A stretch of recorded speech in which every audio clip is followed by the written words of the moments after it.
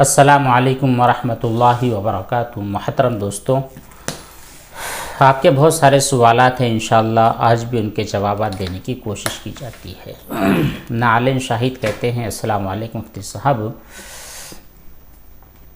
میں نے آلموسٹ آپ کی جو تمام ویڈیوز ہیں، آپ کے جو کمنٹ باکس میں ہیں ان تمام کو اچھی طرح دیکھ لیا ہے، اور میں OCD پیشنٹ ہوں، لیکن چونکہ مجھ کو فائدہ ابھی تک حاصل نہیں ہو پا رہا ہے۔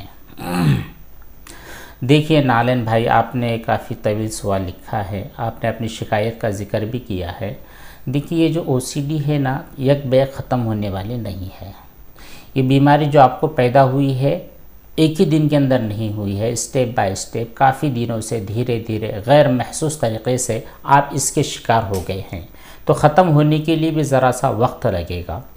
جو وظائف وغیرہ آپ کو بتلائے گئے ہیں، آپ ان کو باقاعدگی کے ساتھ پڑھتے رہیں، اللہ تبارک و تعالیٰ سے دعائیں کرتے رہیں، اور اگر آپ کی کچھ دوائی وغیرہ چل رہی ہے تو اس کو بھی کنٹینیو رکھیں، انشاءاللہ دھیرے دھیرے وہ ضرور ختم ہو جائے گی۔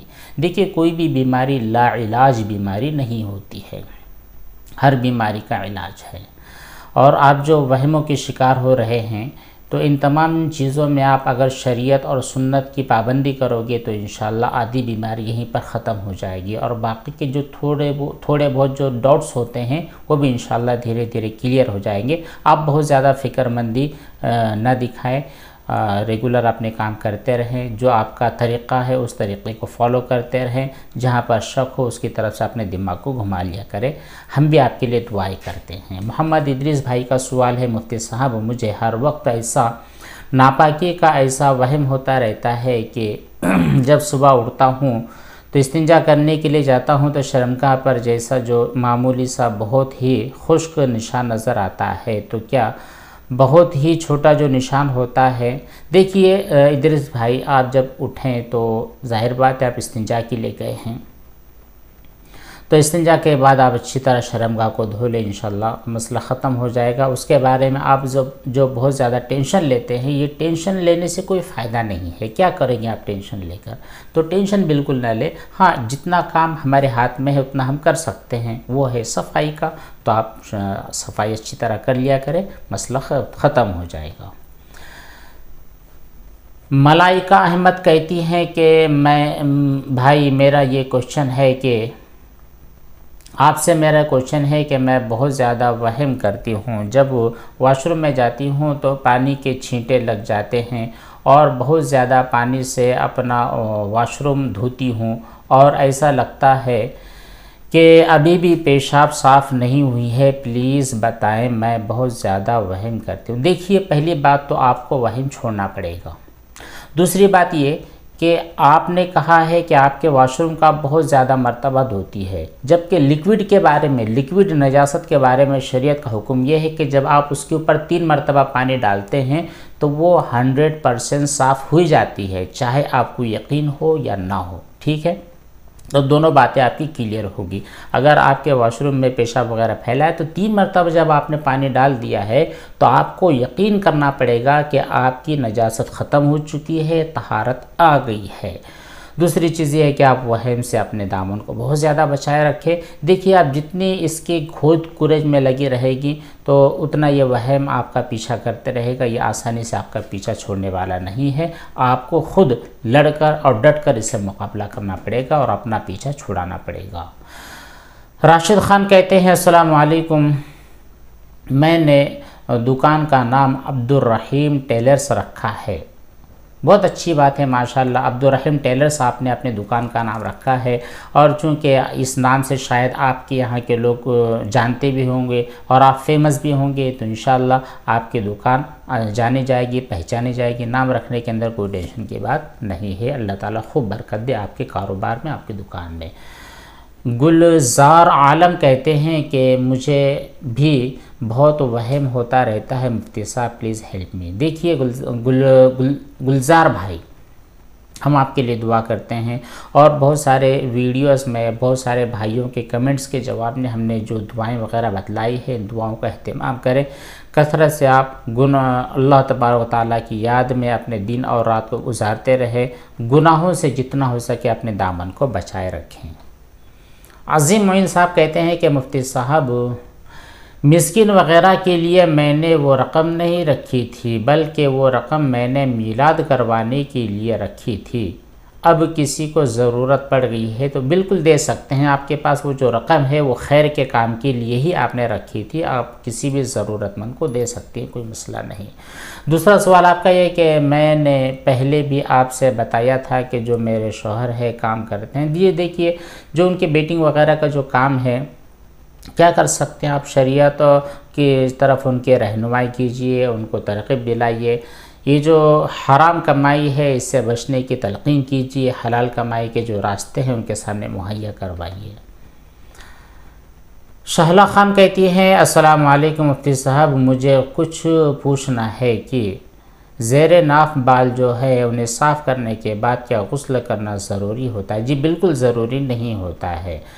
زیر ناف اور زیر بغل جو بال صاف آپ کرتے ہیں تو اس کے بعد اگر آپ خود کلیننگ کی غرض سے اگر غسل کرنا چاہے تو کر سکتے ہیں، ورنہ ضروری واجب اور فرض نہیں ہے۔ دوسرا سوال آپ کا یہ ہے کہ ناپاکی میں درہم کا مطلب کیا ہوتا ہے؟ کیا انڈین کوئن کے حساب سے ہوتا ہے؟ جی دیکھیے، وہ جو نجاست ہوتی ہے غلیظہ مطلب یہ ہے کہ وہ نجاست جس کو آپ اپنی آنکھوں سے دیکھ پا رہے ہو، جیسے خون ہے، پیشاب ہے، اور جو پخانہ وغیرہ ہے، لید ہے، یہ جو نجاست آپ اپنی آنکھوں سے دیکھتے ہیں جن کو چھوا جا سکتا ہے، تو اگر وہ درہم اگر وہ نجاست آپ کے ہاتھ یا کپڑے پر لگی ہے تو اس کی پیمائش کی جاتی ہے۔ شریعت نے کہا ہے کہ ایک درہم آپ بالکل آسانی کے سمجھ لیں، یہ آپ کی جو ہاتھ کی گولائی والا حصہ ہے، اس کے اندر جتنا پانی بیٹھتا ہے بس اتنی، اور اگر آپ سینٹی میٹر سے ناپنا چاہیں تو 5.94 سینٹی میٹر اگر اس کا جو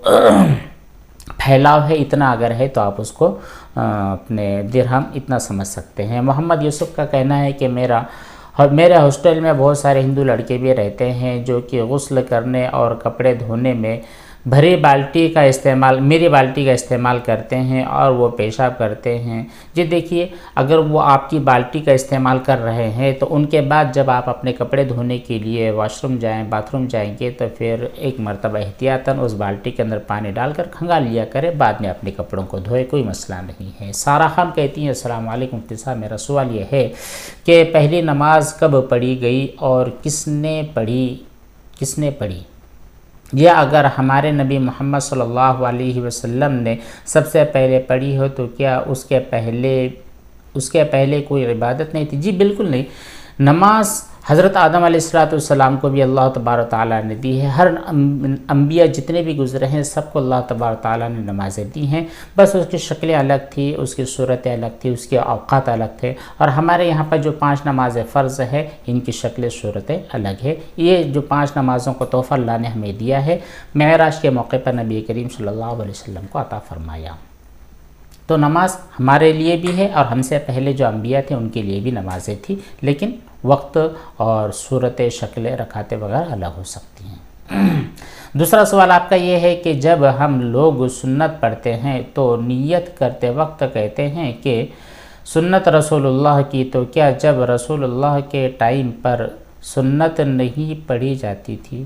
سمجھ میں نہیں آیا بھائی، نبی پاک صلی اللہ علیہ وسلم کے دور میں بھی سنتیں تھیں، آپ بھی پڑھتے تھے، کوئی مسئلہ نہیں ہے۔ یشو کہتے ہیں السلام علیکم حضرت، میری شادی لگ گئی ہے، اس کے لیے مجھے بہت وسوسے اور وہم ہوتے ہیں کہ کچھ غلط نہ ہو جائے۔ ایسا وہم ہوتا ہے کہ ہم لوگ ایڈجسٹ کر پائیں گے یا نہیں، اسی طرح کے فالتو کی چیزیں پریشان کرتی ہیں، پلیز کچھ حل بتلائیں۔ دیکھیے یشو بھائی، آپ نے نکاح کیا ہے تو یہ نکاح نبی کریم صلی اللہ علیہ وسلم کی ایک سنت ہے، تمام انبیاء کی سنت ہے، تمام انبیاء نے نکاح کیے ہیں، تو آپ نے جو نکاح کیا ہے کوئی غلط کام نہیں کیا۔ آپ نے ایک سنت زندہ کی ہے، یقین رکھیں کہ سنت کام کرنے میں کبھی بھی آپ کو تکلیف اور پریشانی کا سامنا نہیں کرنا پڑے گا۔ دوسری چیز ہے کہ نکاح کے بعد آپ کے اوپر بیوی کے کیا حقوق ہے، پھر اس کے بعد بچوں کے کیا حقوق ہے، آپ کے والدین کے کیا حقوق ہے، پھر بیوی کے جو رشتہ دار لوگ ہیں ان کے کیا حقوق ہے، ان تمام چیزوں کی تعلیم حاصل کر لیں۔ بہت ساری چھوٹی چھوٹی کتابیں بھی ہیں، آپ PDF تلاش کر لیں تو کتابیں آپ کو ملیں گی کہ شادی کی سنتیں کیا ہے، پھر نکاح کے بعد میاں بیوی کو کس طرح رہنا چاہیے، ایک دوسرے کے حقوق کو کس طرح ادا کرنے چاہیے۔ جب آپ ان تمام اسلامی قانون کو فالو کریں گے تو کوئی چیز غلط نہیں ہوگی، اور جو فالتو کے خیالات آپ کے دماغ میں دل میں آ رہے ہیں آپ اس کو اگنور کرتے رہیں، لا حول ولا قوت الا باللہ پڑھ لیں اور اپنی زندگی پرسکون طریقے پر گزارتے رہیں۔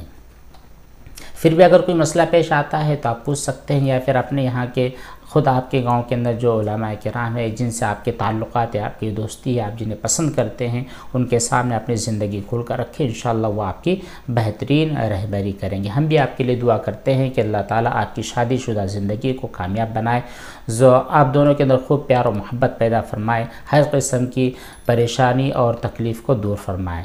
اتنے سوالات، ان کے علاوہ اور بھی جو سوالات ہوں گے انشاءاللہ اگلی نشست میں، اگلی مجلس میں ان کے جوابات ضرور دیے جائیں گے۔ اللہ تبارک و تعالی ہم تمام کو عمل کی توفیق بخشے۔